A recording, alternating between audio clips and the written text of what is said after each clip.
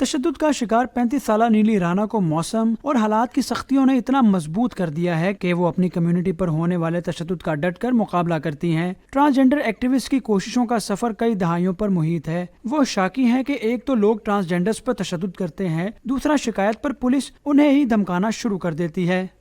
ہم لوگ کسی فنکشن پہ گئے تھے تو وہاں پہ بھی ہمارے ساتھ اتنا زیادہ وائلنس، ٹارچر، تشدد، جسمانی ذہنی اتنا زیادہ کیا تھا۔ تو پھر ہم لوگ جب صبح پولیس اسٹیشن گئے تھے تو پولیس کا رویہ بھی ان جیسا ہی تھا۔ انہوں نے کہا ان کو لٹاؤ اور 5 لتر لگاؤ، ان کا ہی قصور ہے سارا۔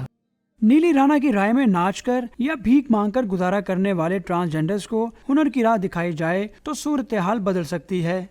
ڈانس کرتی ہے، فلان کرتی ہے، دیکھیں اور لوگ بھی کر رہے ہوتے ہیں۔ 10-12 سال پیچھے، 15 سال چلے جائیں، آپ کو کمیونٹی کبھی سگنل پہ نظر نہیں آئی تھی۔ اس کا ریزن تھا، کیا ریزن تھا؟ میلے ہوتے تھے پہلے۔ آپ ایسے ادارے بنائیں جس میں سکل سکھائے جائیں، یا کمیونٹی پڑھی لکھی بھی ہے اور کچھ نہیں بھی پڑھی لکھی۔ ٹرانسجینڈر ایکٹیوسٹ نے اپیل کی کہ حکومت نئے تکنیکی ادارے یا کم از کم پنجاب کی سطح پر دیسی مہینوں سے منسلک میلے ٹھیلے بحال کرا دے تاکہ ٹرانسجینڈرز سڑکوں کی بجائے ان میلوں میں پرفارم کر کے روزگار کما سکیں۔ کیمرہ مین اعجاز جارج کے ساتھ قاسم ارشد، ڈون نیوز، لاہور۔